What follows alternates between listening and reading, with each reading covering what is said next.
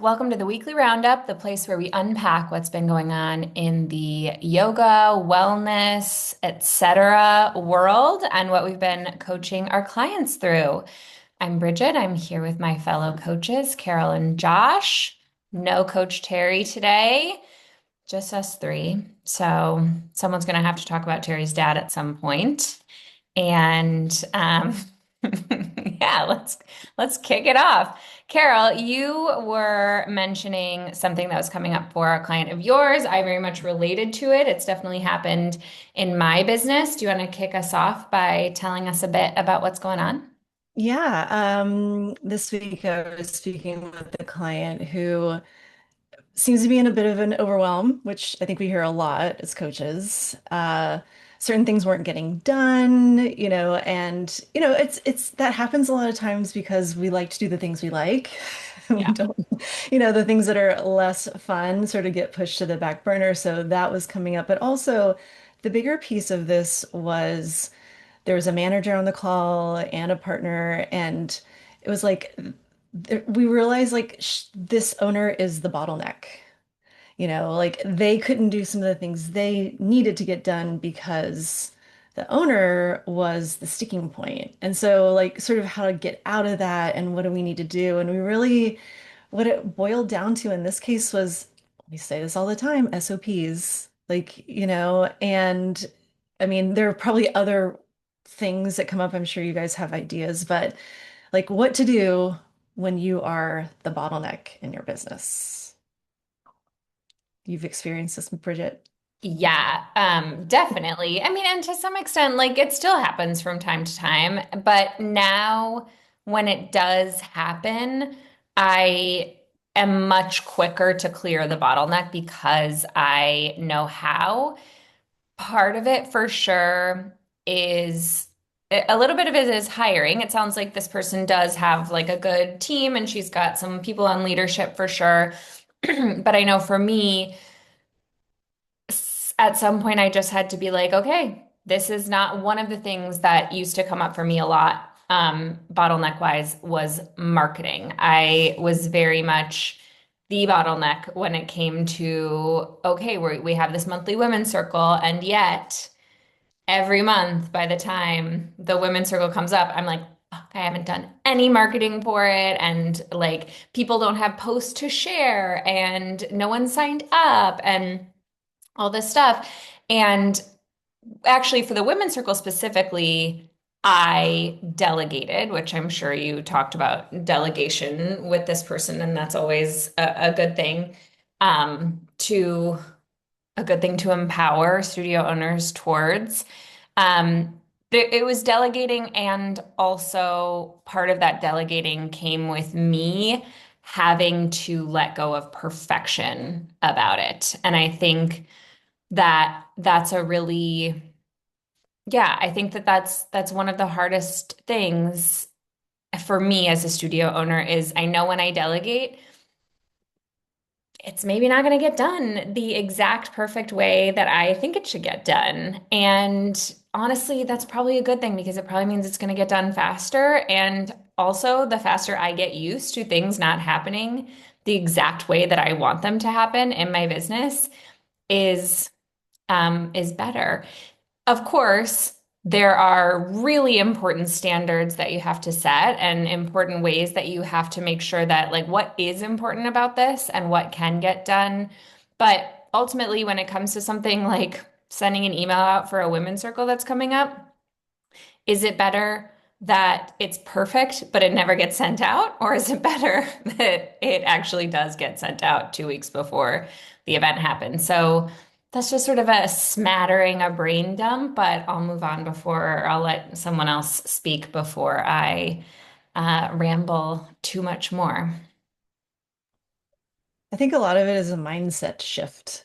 And when you start off, a lot of times you or your partner, you have a small team, so you are kind of the catch-all and be-all of everything. So as your team expands, it really does create the need to delegate. And I was given that advice. I think I've said this on the Weekly Roundup before, but there was one of our students, he owns a few movie theaters around this area, and he was like, I found myself cleaning toilets too, I mean, you have movie theaters, and he's like, but I realized like if I could pay somebody to do it like 80% of how well I would, then I was better off. The business was going to run better, and so that shift that always stuck with me. I don't know. I needed to hear that at that time. I always think about a mentor of mine years ago, and then I've heard it touted recently in the online entrepreneurial world quite a bit. If someone can do 80% as good as you, but then you hire two of them, that's 160%. Like that's good. That's better than you. And so there's other ways to solve it. But the other thing that was coming up for me, Carol, you were just saying that too, is like you're not going to get to the ultimate place that you want to get to in your business often. There's some exceptions to this in different phases by continuing to do the things that you're currently doing and operating the way you're currently operating that's gotten you to where you are. Like at some point you hit this limit, and it's not because there is in fact a limit, it's a limitation of the current operating system that you have. But translate operating system into like even your mental operating system around things like this, perfectionism, control, whatever. And you being the bottleneck is a problem in itself, but is like a symptom of something else, probably deeper. It's more of it's a symptom of not having the team to delegate to, or not having the system for someone to exist within, or not having the definition of what you're trying to do, or just your own fear control mechanisms or whatever, which I think everyone can relate to. Like, man, do I ever relate to this because it's a thing. I don't know. Um, yeah, there's more, but that's the first thing that comes up for me for sure. Yeah, one of the things yeah, that really resonates. And one of, yeah, it's not always that everybody else it's not always about delegating or showing other people how to do it. Sometimes it is about like maybe it is stuff you have to do, but what is keeping you from doing it? Like, what is the situation? Is it an external system? Like for me, I reached a point for years, did not use a calendar, like at all. And I did miss meetings like somewhat frequently, maybe once a quarter. I would just totally forget about a meeting or an appointment, but it still worked fine for me. I hated putting stuff, like I hated getting out my phone and like putting it in the little like iCalendar or whatever. I really hated doing it. And it reached a point where it just was not possible not to use a calendar. And I really think that if I would have come to that conclusion sooner, it would have made my life a lot better and easier. Similarly, with like tasks I have to do at the studio, I did have to start using a task management, and that took me a really long time to get to that point. Again, wish I would have started using it a little bit earlier. And so I think sometimes it is just like pulling your head out of your ass and being like, let me just sit down, look around, and just like really see like what is actually going on. Like, what does my day-to-day life actually look like? What does my work process actually look like? This is something I work on with my own team of like, what does it look like for you to work? I recently had an issue with one of my teammates. That like they were missing, we mostly use Slack, but for external stuff, we just use email. And she had switched so much to Slack that she wasn't checking her emails good enough. And like she wasn't just, and we just needed to sit down and be like, what does when you sit down and work, like what does that process look like? I think Josh said to me one time, like, you have to kind of teach people how to work, not just like what to do, but like really teach the process for how to work. And you have to teach yourself the process for how to work. Yeah, I would echo that it's a different skill set to get really like to be good at organizing yourself for work and doing a task. Those are not the same skill set. And so some people can be very excellent workers in a certain focus if you kind of like unleash them in that direction. But if you impose the expectation that you can just say, I want you to accomplish this, and they're going to figure out what that means, the strategy for it, organizing themselves, the timeline, and then doing the thing, like that's an owner. That's a developed skill set. There's very few people that naturally can do all of those things. We tend to thrive in one of these areas.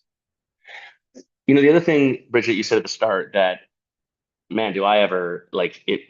It's like one of the things that keeps me up at night. Like have like a existential crisis at moments in my entrepreneurial journey around this stuff is I'm going to butcher the saying, but what is it? Like procrastination is a form of what is it?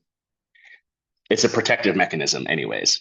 And so, and sorry, and then busyness is a form of procrastination, like distraction is. And so ADD brain here, like, holy shit, is that ever true? I can literally be en route to do a thing and be like, I should just organize my pantry. And my pantry will look fucking dope afterwards. But 3 hours goes by and I'm like, why did I not send this email out? And that's what creates the bottleneck. And so I feel like that's the bottleneck again, going back to the original point, is an interesting indicator of something. And that's where like some deeper work sometimes comes up, where like, is this a team thing? Is this a systems thing? Is it a me thing? Like, why am I the bottleneck? Can be really revealing because there's almost no chance, like it's so seldom as an owner, especially in a brick and mortar wellness business, that you're going to be the bottleneck in only one instance. Like you tend to be the bottleneck generally across a few areas and maybe not others at some point, rather than like it's just this one thing, the newsletter that I'm the bottleneck for. Like that's highly unlikely. And so, yeah, there's a lot of opportunity there, I guess. Like can be really, really empowering as an owner because this is part of that experiential growth where you get gritty about it. Like you get gritty about yourself, you get gritty about your team, you stop accepting a certain scenario to be true anymore. So if you're the bottleneck, like at some point you get pissed off. And going back to the email example you were talking about before with marketing and stuff, and you're like, I don't give a shit. Maybe I can write it better than someone else, but 80% is good enough and launch is better than perfect. And like the grittiness comes in, not I don't give a shit about the email at all is the minimum bar, but like you get over it.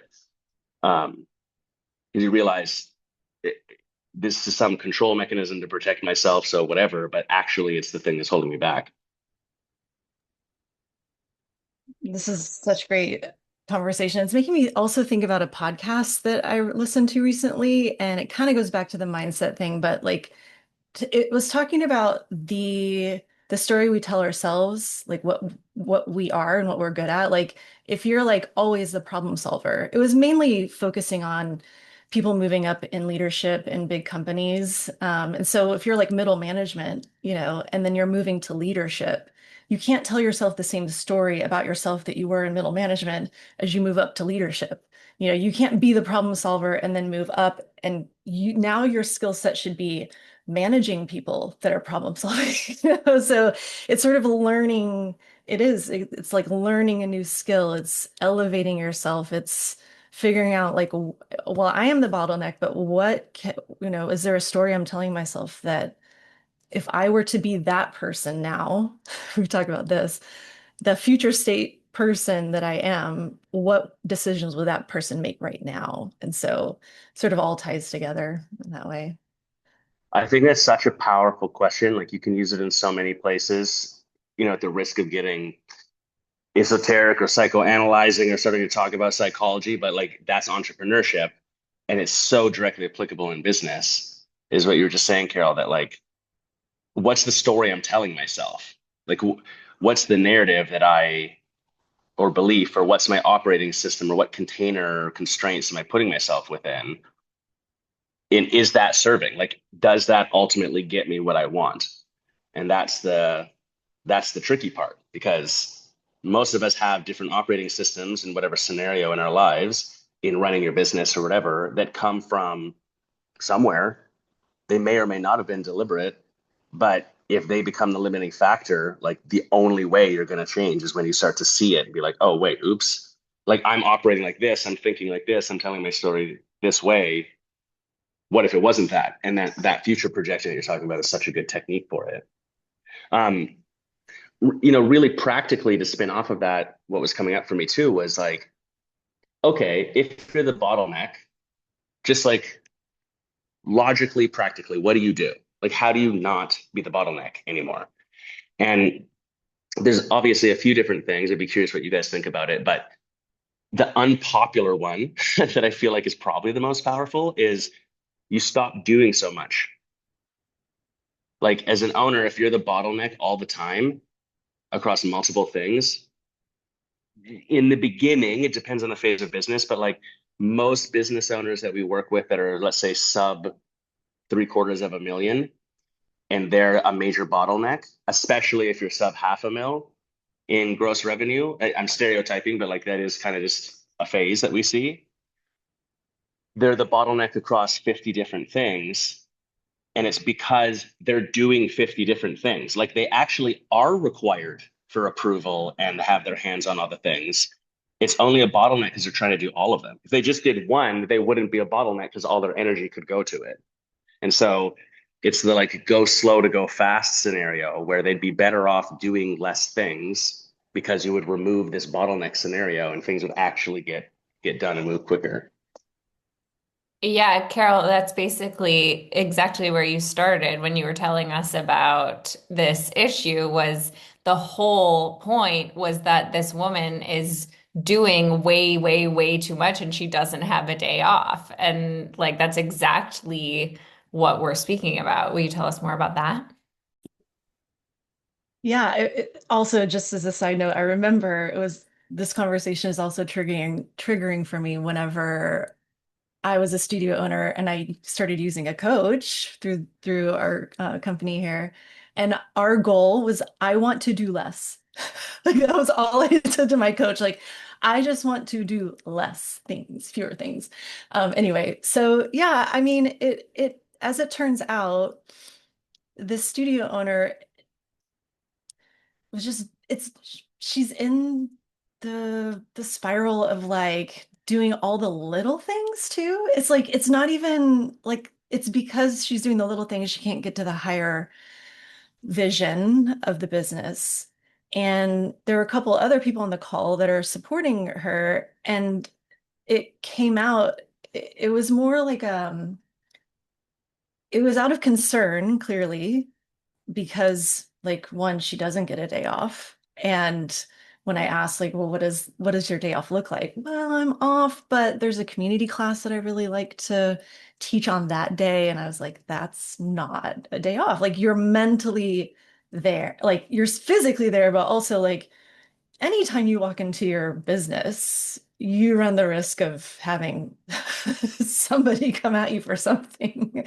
You can't get away from it. So you are working if you go into your business. And even on the days off, like we started to talk about how, you wake up in the morning and there's 50 emails, so you already feel behind before you even start your day. And so there were just no no guardrails in place for this studio owner. And the other people on the call were really saying this out of protection and love and care.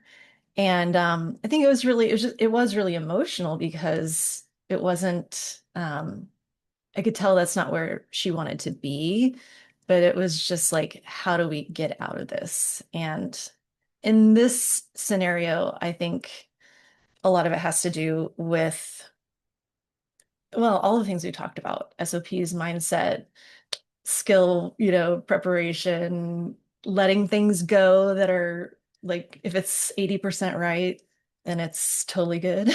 It's going to be okay. So yeah, I mean, I think it was a bit of a come to Jesus moment, if you would, on that call, but it's necessary. And if you're in that spiral, we can talk. There are ways to help. Yeah. One thing that I had to train myself on to not do also was because now I don't do any small tasks in my business. Like it's not that I won't do them because I actually, if someone asks me for help, I'm actually really happy to step in. This came up just today on something. I was like, I know that my lead teacher is really overwhelmed right now, and something came up that would be actually mostly her job. And I was like, but if you're really overwhelmed, pass it to me. I'll have this meeting with this person, no problem.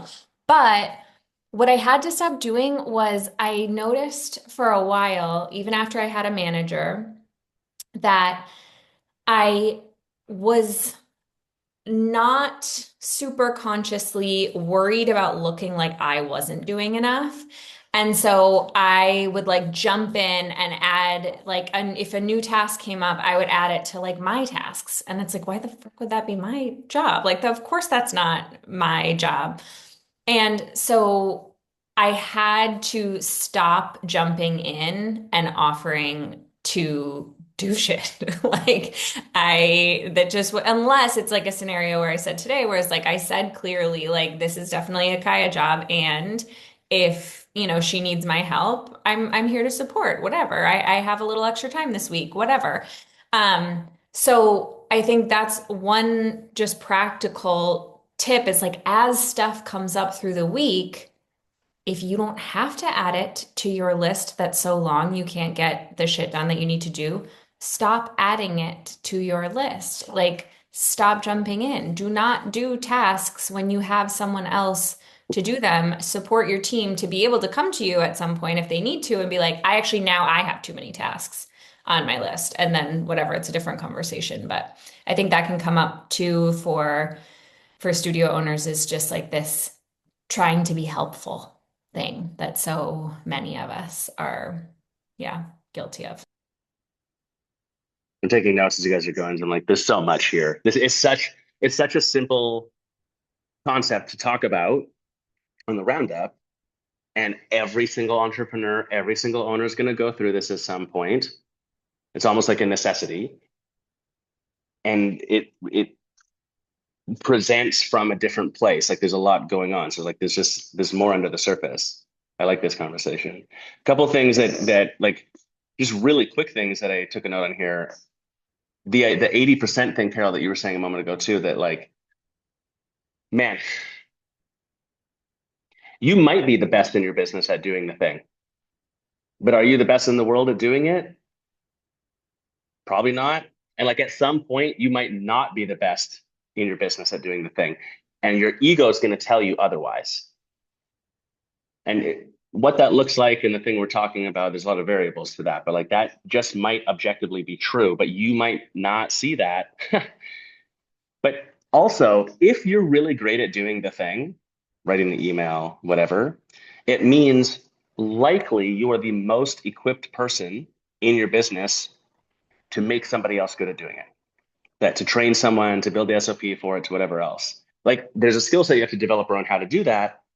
But if you really deeply have the deepest understanding and know what it looks like if something's really good, then you are the one who's equipped to make somebody else able to do it or build a system that's going to help them. So it's like if you find yourself doing the thing, that might not be a problem if you're doing it as part of a process to build the process to give it away to somebody else. And so you kind of like double up on the work actually in the short run. You're like, I don't want to write this newsletter anymore. Cool. Write the newsletter for the next 3 months, but every time you do it, also record all of the steps and what you're doing and how you make the decision and why you did this that way. Like figure that all out so that you have something prepared. Then you're working on your business. Um, and going back to the little things, yeah, I mean, if you got to step in and do something, whatever, I think there's like a confusion that can come out of this where nothing's beneath you. Cleaning the toilet or whatever, like if that's literally what has to be done and you're there and it's within your power to do it and it's the necessity of the exact moment, do it. Like there's nothing actually wrong with that inherently. On the other hand, there are things that only you can do in the business. And so you're making a trade often if you find yourself doing these little things. It's not that you can or can't do them or that they're beneath you or what, like, I'm not supposed to because I'm the owner, any bullshit like this. It's that there are a bunch of other things that nobody can do. No one can make the decision on it. No one has a skill set yet, whatever. And so every time you're spending time and energy over here, you're not putting it there. And that's the sacrifice that you're making that in the long run can compound into a pretty big cost. Um, and then sorry to like keep going so much here. Just like a lot came up at the same time for some reason. You know, the weird like psychological part of this too that I see with owners, and I certainly have experienced this, the little things that you can do and that maybe you even like to do earlier in the conversation. I think Carol, you mentioned that. Like we tend to do the stuff that we like. Why? Like you tend to like the things that you're good at. They're tangible. Probably the amount of effort to time it takes you, that ratio is a certain amount because it's like then you can tangibly see that it's done.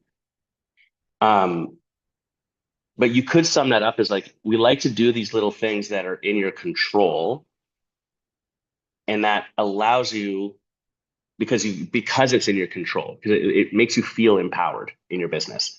And as you're growing as the owner and as an entrepreneur, you're going to have to do things that do not feel in your control. You're going to have to like grow and expand. You're going to have to do bigger stuff.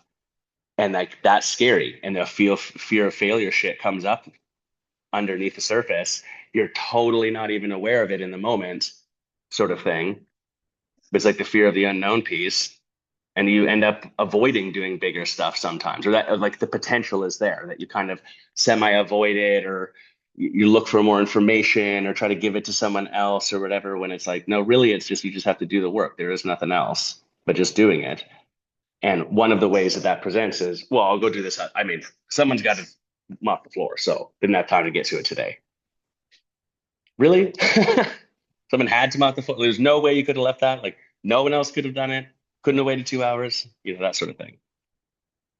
Last piece of the puzzle here that ties some of this together is we often talk about there's three areas of work in your business.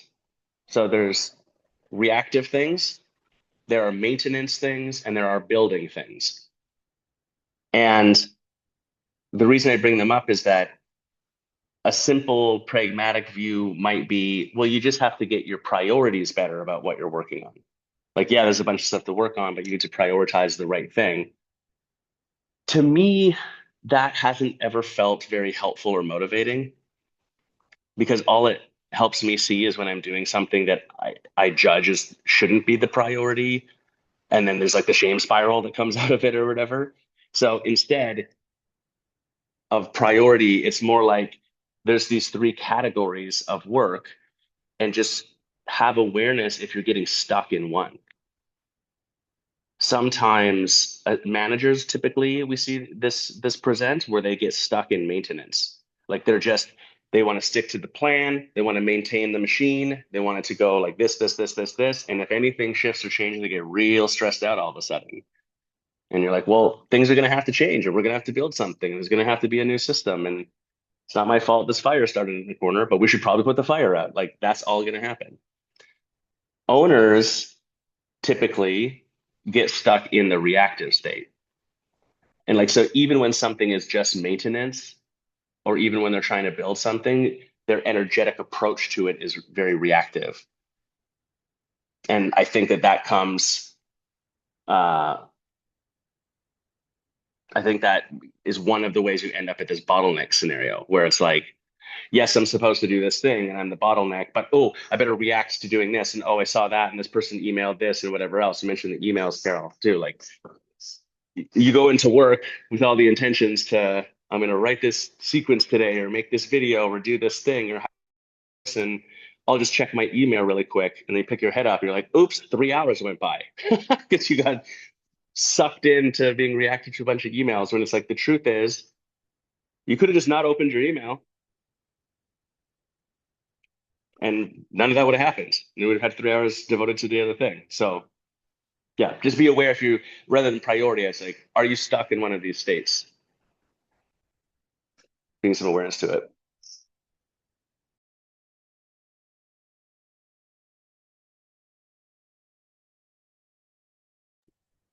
What else?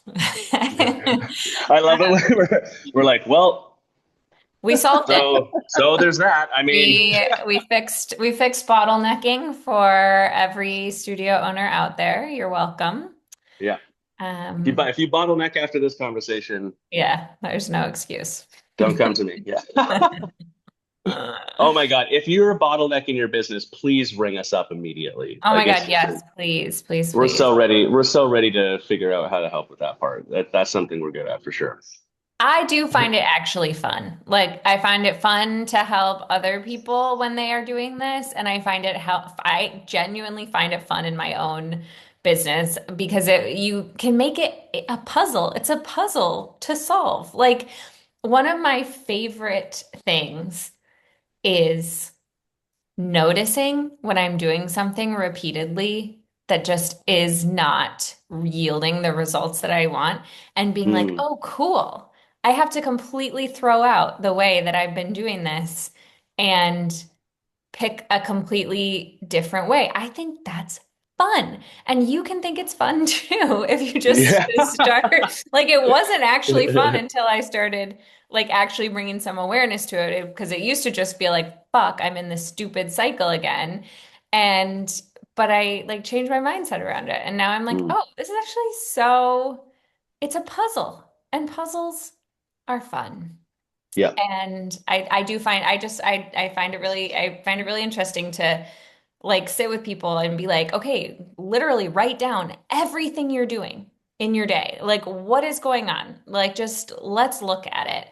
And then from that awareness, it's yoga. Like you have to bring the awareness to it first, and then you have to choose a different path forward. It makes me think of the saying, the moment we've said for years, Caroline, you've heard us talk about it, like the moment you say, we do it this way because it's the way we've always done it, you're dead. Not that you have to change things, is change for the sake of change isn't necessary, but the attachment to, I don't know, we just do it like this. Like there's no reason, and that becomes the thing that makes you blind to a better opportunity or whatever. That sort of spins us over to intro passes in a roundabout way. In that, in the larger yoga world, Pilates world, uh, physical therapy, straight therapy offices, a lot of like cold plunge, contrast therapy places that we're talking with. It's interesting because like within each one of these verticals, there tends to be like a standard way that people do things. And so one of the ways that presents is it's really common that there's just the standard way that there's an intro pass or something like that for a yoga studio or for a contrast therapy place or whatever else. And what I've found really interesting coaching recently is that's not serving anymore. Like there's a reason things become a standard because they just work. And there's also a reason to question it based on what you're trying to accomplish in your business. What are you seeing, Bridget, with intro pass stuff? I think you had mentioned sort of a little more outside of the box question that had come up. Yeah. Yeah, I have a new client. She hasn't opened yet, and we were talking about she's going to do an intro offer and what that's going to look like. And she proposed a intro offer that was a little different. Normally, right now in yoga studios, but not as much in Pilates and other places are a little bit different. But in yoga studios, typically we see like an unlimited pass. Not everywhere. I can actually think of some different things off the top of my head, but that's what we typically suggest. And she suggested this basically similar pricing. It was like 49 for 2 weeks or something, which is pretty similar to other places, depending on your area. And I actually liked her reasons for it. Ultimately, we did decide that unlimited still made the most sense in this case. But her reasons for proposing the three for 49 rang true. And so we talked about some other ways that we could sort of solve that problem that she was trying to solve. One of them being this decision fatigue thing. And she talked about how the unlimited option to her almost felt like overwhelm. It was like, okay, so I can just come anytime I want. Like there's no, and I totally, that really resonated. And I was like, actually, yeah, it doesn't give the structure that you actually do want. You actually don't want clients to come and unlimited. You don't want them to come twice a day for 3 weeks because they'll burn out or whatever. I think that there's other ways we can solve for that rather than sort of taking away value like we kind of are by making it three visits for 49. And of course we can talk about those, but what are you guys seeing? What are you guys' thoughts off the bat?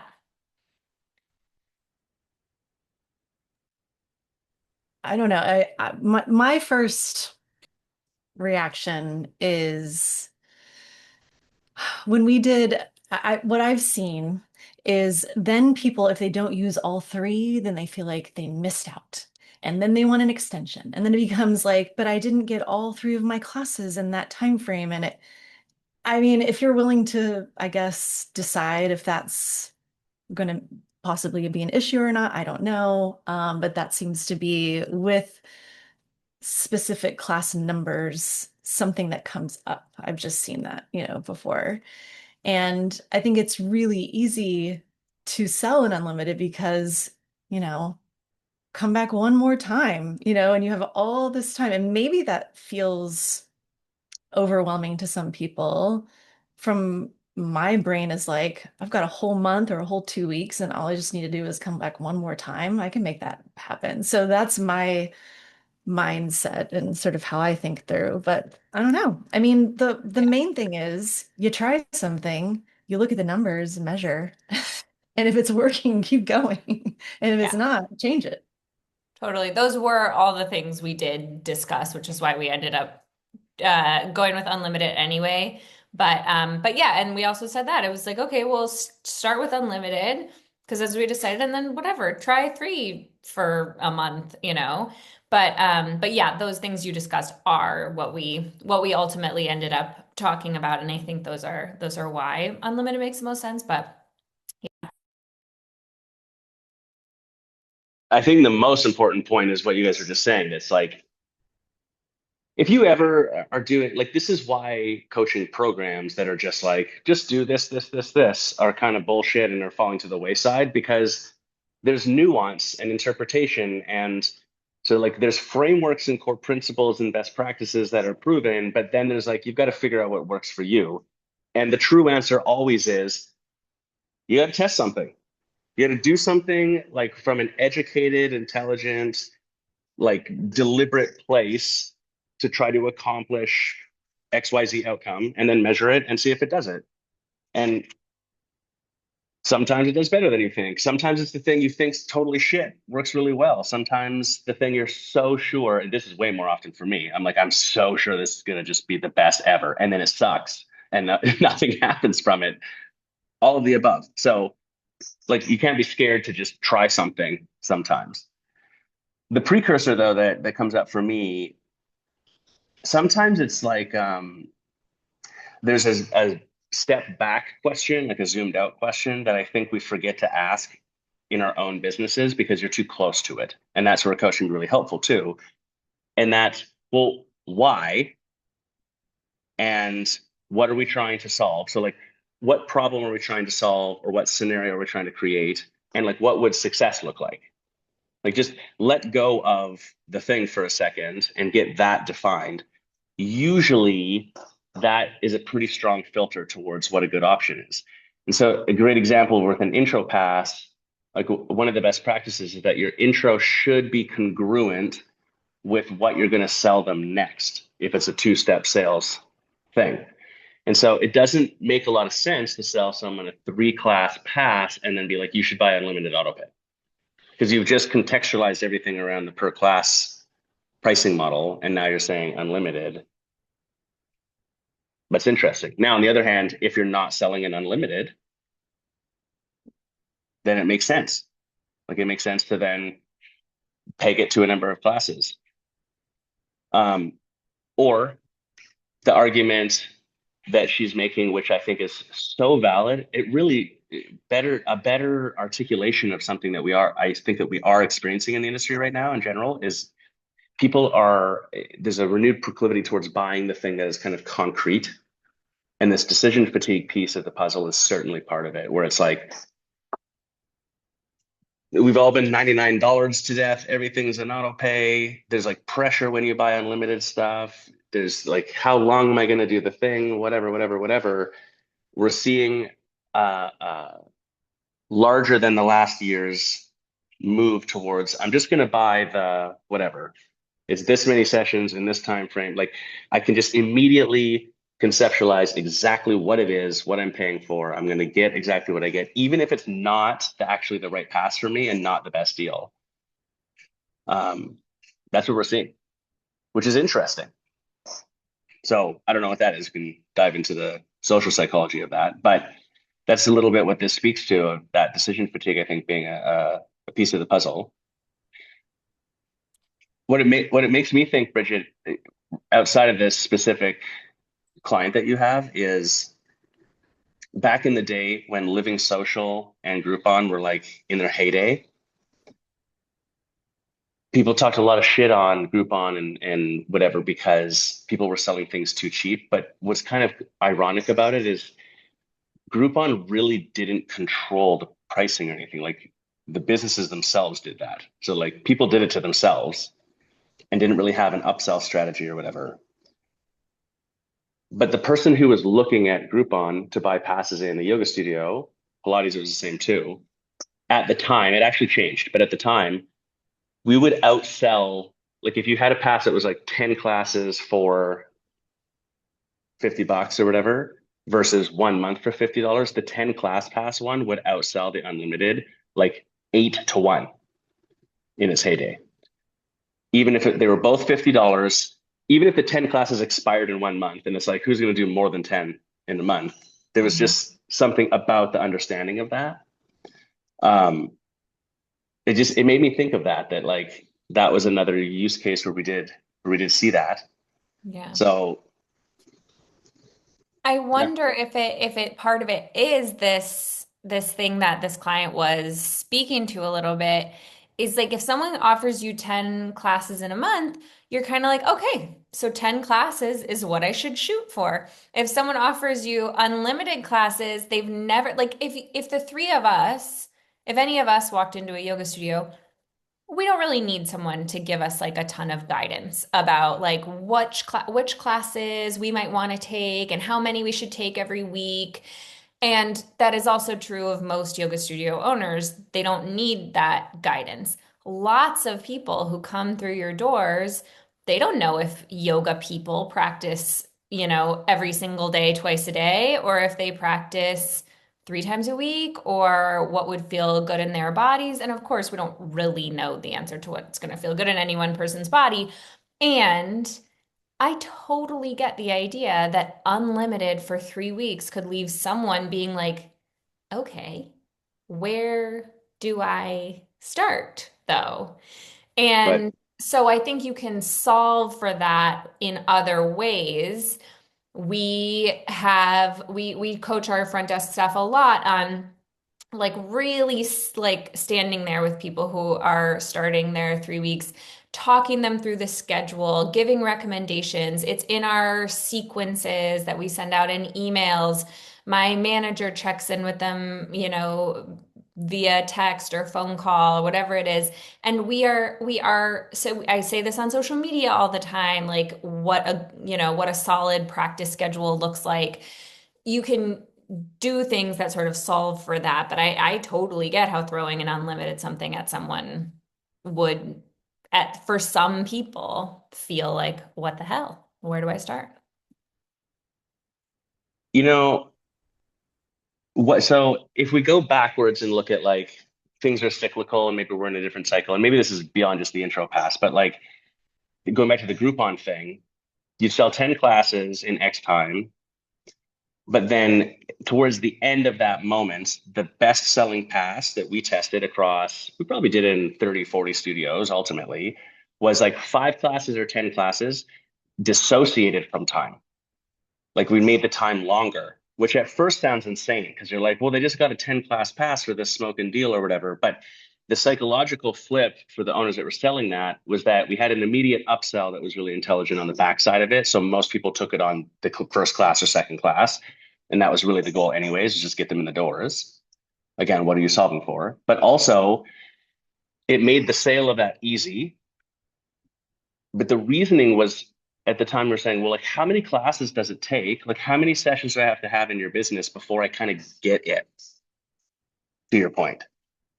Uh, 3, 5, like I might like it after 1 or 2. I might do better after 3 or 4, but like just average it out. Don't talk about the fringe. Don't talk about it depends on this person, that. Don't complicate it. Just in general, whatever your product is, how many sessions do I have to do before I'm going to have experienced some transformation and I'm going to, quote, get it enough that I really actually have informed myself of something and I'm in a new position for the next sales conversation.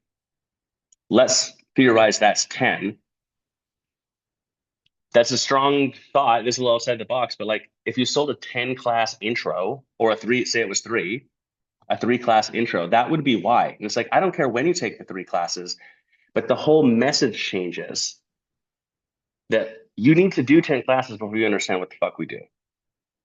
You need to come, like physical therapy would be a great example of this. A couple of people I'm working with that have physical therapy studios or similar.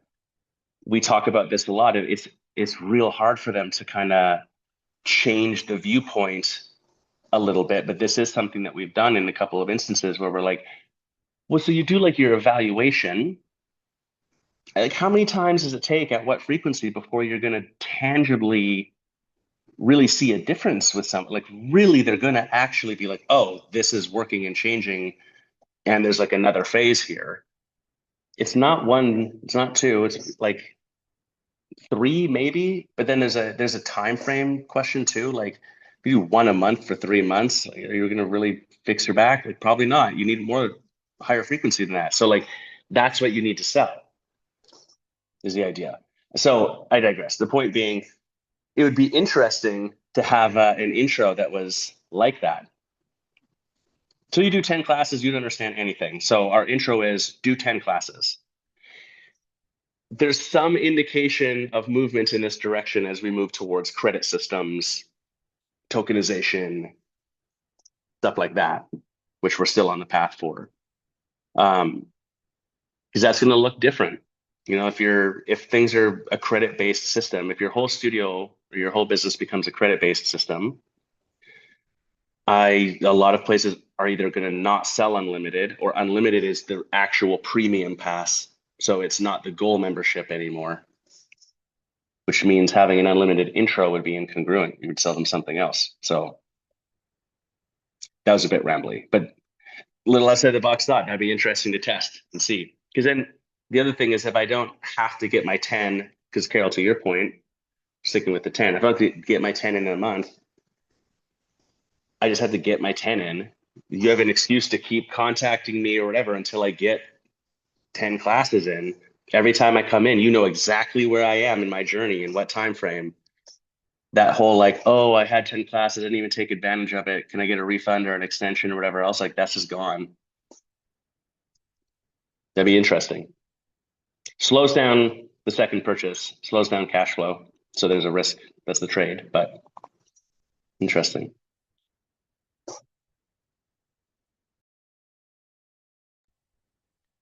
Yeah, I think that the only other thing that I was thinking about around this, and we've been basically saying this and kind of talking to this from different angles, and but one of the things we also talked about with this client who was originally thinking 3 for 2 weeks is you do have to start with the question of like what behavior do you want your clients to have? And probably if she's trying to sell them an unlimited, she's going to want them to come more than 3 times in 2 weeks because that's one class with only, or that's one week with only one class. Or they take three, which is great. If they take three at the first week, that's so exciting.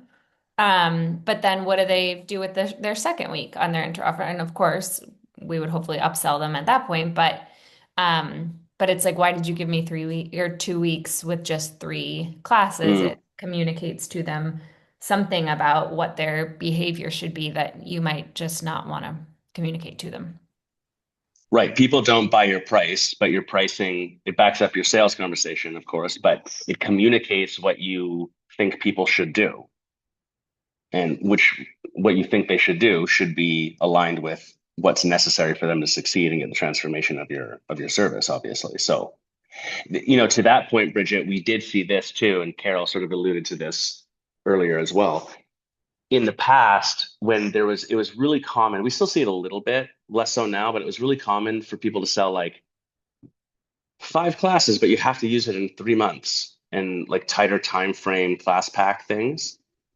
Nothing inherently wrong with that, but behaviorally, when we look at the group, you go to a business that sells that, everyone who buys that 5 classes in 3 months, they use their 5 classes and they use them in 3 months. Almost no one, like the percentage of people that use the 5 classes in the first month is extremely low. And so, conscious or subconscious, they spread the 5 classes out over the time frame. Um, and so that would be, to your point, you do a 2 week intro with 3 classes. You're creating a message that says you should do 3 classes in the 2 weeks, and people will behave that way then. But is that true? Is that congruent with what you would tell someone? Would you tell them you should come 3 days a week, or would you tell them you should come 3 times in 2 weeks? Like, which is it? Again, sort of congruency between the truth of what you would recommend for someone and then what you're actually offering them. Hmm. I think the only other intro thing, Carol, I'd be curious what you're seeing with your clients. I've got a couple of people they've been testing direct to membership stuff and it makes them nervous. And so they're like looking at going back to a straight intro because they've forgotten all of the steps that we ended up not having to do with a direct to membership thing. But and the reverse as well. There's like a few stragglers who are like haven't really considered direct to membership yet. That kind of freaks them out or whatever. But I think that's the other thing with the whole intro thing is intros came about way back in the day, first out of the yoga world and then other places too, in a time when it was like people didn't understand what they were getting into and they were legitimately like, I don't know, I thought I would just check it out. Like I'm just going to try this for a minute and see what's up. They needed an introductory moment to test it out or whatever. Then somehow the business world twisted it into, well, if I have an intro, that's what attracts people to come to the studio, which is not true. That's not actually how that works.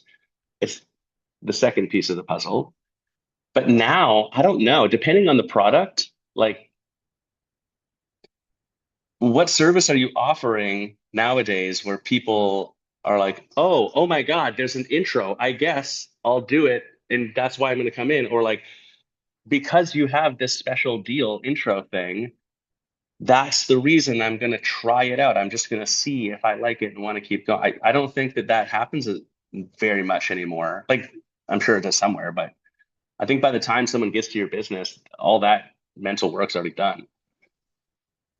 Well, they might at this point, people, customers are savvy, so they might be business hopping too. Like I'm looking for this intro so I can try. Like they do legitimately want to True. try it out and Yeah. see if this is a space that they're comfortable in, and if the product is gonna give them transformation. So yeah, it's so interesting. I think our intro way, way, way back in the day was you got your second class free within the week. So you bought a drop-in and your second class is free as long as you came back in the week. So who knows, maybe we'll bring that one back. Yeah. I think that's the first yoga intro I can think of. Yeah. Yeah. Yeah. And we were so much sticklers. It was like, no, that means like a week. Like you can't come back day 8 and come get like it was like, what do you mean? It was anyway. Um, yeah, I've seen the concern I feel that I've seen with business owners about a direct membership is trying to get that right ratio of the first month membership price versus what it's going to roll into. Because people get Mm, really nervous about what's a whole $100 more, or whatever. Like the price jump to them gets really concerning. But other than that, the direct membership model really does click with a lot of people because you're not chasing someone down for that second purchase. And that seems to be a very, that's kind of comforting in a way where the client has to opt out. You're not trying to chase them down for the next thing. Although though I have a lot of businesses that their team is on it and they're really great with the more traditional intro and then catching the people to move to membership. So I think part of it, I think, going back to your mindset, like what do you think will work? And what do you believe yeah, in? And what do you think you can train your team around? Kind of boils down to that. absolutely. And what are you like? What specifically are you solving for? What just came up for me as you were describing that, Carol, too, is like the whole primary conversion funnel. Someone walks in your business, their first to second session, their first purchase of whatever that is, intro, direct to membership, whatever, and then on to the next thing, and then specifically to a membership of some sort. That whole path, there are like multiple steps in it. There are multiple things that happen, like probably 8 or 10 things if you really get detailed on it. And so what specifically are you solving for? Like whether the concern of, well, the big jump of $100 or more from this to that, that is a legitimate concern and might be true. The question is that happening? Like, are you doing that? And then people are saying, no, I'm not going to go to the next thing or I'm going to cancel or whatever else because of this price jump. If that isn't happening, you don't have evidence for it. It doesn't mean it's not right, but it's like solve one thing at a time. Step one, you got to sell something. You got to sell an intro. You got to sell more than a drop in, more than a single session sort of thing.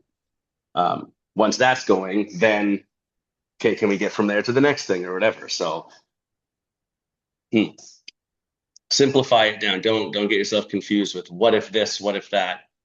I love it. I always love it in service businesses. We do the same thing in coaching too, or whatever. But like when we're talking through pricing strategy, intros, whatever else, policy on things, conditions for cancellation, whatever. If you can get someone to look at it clean and just say, what are we solving? What do you believe about this? Like, what do you think, to your point, Carol, like, what do you think will work? They have an answer immediately, and it's usually pretty good. And then right afterwards, they go, but Bridget, like they cherry pick this person that they can think of from the business or whatever. Oh, I don't know, but that Twyla, she wouldn't like it if we whatever. I'm like, is everyone in your business Twyla? And we're like, well, no, it's just her. Yeah, the one person dictated the whole thing. I saw, Intros.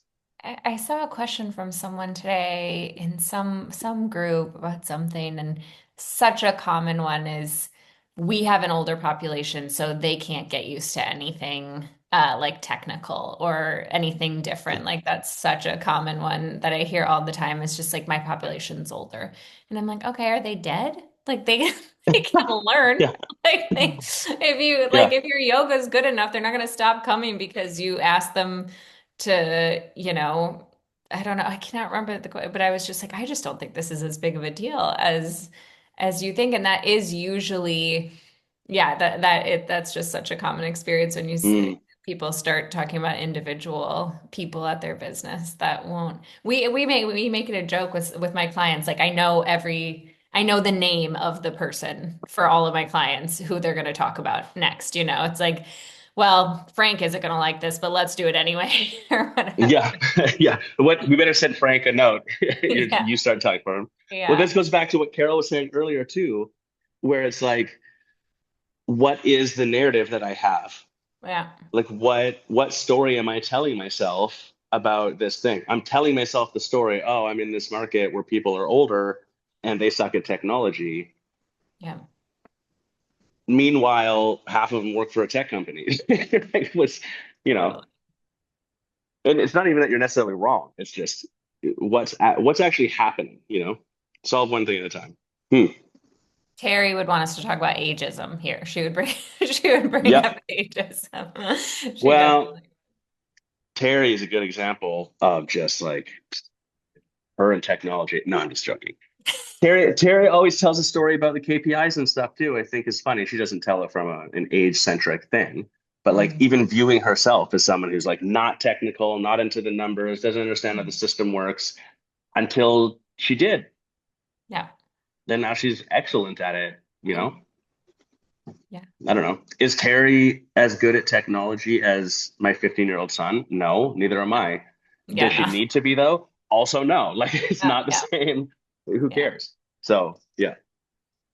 One thing about intro offers, I am always so we are on just a traditional intro offer, and we just our conversion rate is so good and so hard won. Like we have worked so good. In December, our conversion rate was 50% to unlimited from our intro offer. And that is like I just the and we've worked so hard for it. It's really hard to get your whole team of young, inexperienced people, in my case, like being great salespeople, and then also that carrying over through every like generation of team that you have because there's turnover in a job like this. And so one thing I sometimes am like, but we worked so hard to get good at this version of an intro offer.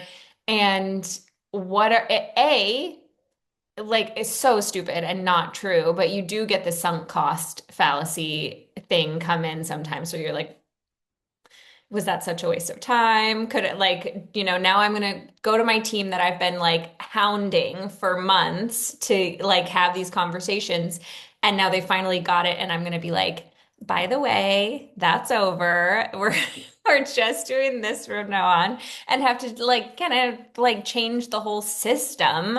What do you think, Carol? Am I being crazy? I missed a little bit of that. My internet connection was Mm. weird, but what I'm hearing is that if you're changing your intro Like offer, to go to direct to membership right? from intro offer is like, was that all a waste of time? And now, like, do I have to teach them all a whole new way of selling and a whole Well, different angle? yeah, actually, I think the skills are the same. Mm, It's just a slightly different process or yeah. process, as Josh would say. So, As Canadians would say. yeah, but I think, having the conversations, overcoming objections, they are now really good at one way. And it just means they're going to be so far ahead whenever you tweak it a little bit and, give them grace. And if you do want to change something, I always, I tried to do it in chunks that felt attainable. You know Yeah. what I mean? Like you don't want to, I wouldn't change everything at once, but what is one thing we can start with that feels like they could work on this for a few weeks and then maybe move to the next thing. So um yeah, especially sales training because that's Mhm. so huge in your business. I wouldn't have a sales training and want to do some other major, Right. at the same time. So, Yeah, but I think the totally. skill set is the same. Yeah, And it's you're just right. sort of retraining the words that you're going to say. Yeah. So I don't think that there's anything really sunk in terms, Yeah. of, you know, Yeah. of And that. you kind of the timing of the conversation or the timing of like the hard sell kind of, I mean, hard sell changes a bit, right? Where mostly it's at the beginning, right? When they come in and they've bought the drop in maybe at a maybe a slightly higher rate than you're used to because we do know, I think, from our research that direct membership does sell slightly less for first timers. So that conversation just shifts to like that first time, right? Yeah, yeah, that's all it is. It's like having the conversation and typically is the upsell because most people have come in on a drop in. And so yeah, it's actually when we transitioned from a traditional intro offer to direct membership, I think our team was actually relieved in a way. Yeah, that's what I You think too. know? Yeah, for sure. So because you one now instead of having the intro sale conversation and then having to catch someone and have a Yeah, membership sale conversation, it's all at the first, yeah, the member it's the direct membership is the main yeah, one to have. And then I think there is a learning curve in terms of like you are sort of selling yourself during that first month so that yeah. I you're was gonna going to say. stay Mhm. on. You know, Yeah, that's a little bit of a shift. yeah, And so really identifying, I mean, obviously, actually something that would be in parallel is that you're watching the people who are coming in on their intro, whether hmm it's a month or 3 weeks or whatever. In a traditional, you're kind of talking to them and trying to catch them for the membership conversation. But in direct membership, it's like, how have your classes been going? How yeah, have you been feeling since you've been coming to our business? So yeah, you're selling them in the sense that like, I want to connect with you. I want to know your name. I want to make you feel, and because you are like, join our community, yeah, come over. I want you to yeah. recognize the transformation that you're having while you're in my business. So, Yeah, so that month is more now about like integration into the community and and nurturing. the drinking the Kool-Aid and all that kind of stuff. Rather, I mean, which is part of the intro offer too, but in a little bit of Yeah. a different way. Yeah, definitely. Just a slightly different. Yeah. Yeah, Which I I've don't have, used. Oh, go ahead. I was just gonna say, I don't have any clients on direct membership right now. Everybody is Oh, still on intro offers, traditional. even though I feel like that's the new thing. That's all over when I'm going to studios. I'm seeing that a lot more. Yeah. I think, again, what I've found most, I think the success of it mainly depends on the owner and whether they can get behind it.